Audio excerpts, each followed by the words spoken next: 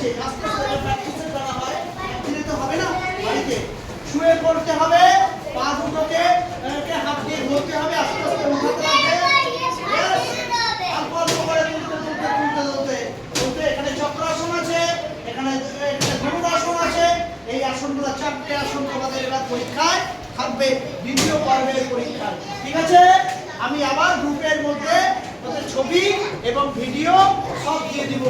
এবার থাকছে তোমাদের, তোমরা পূর্ণ হতে চাও না?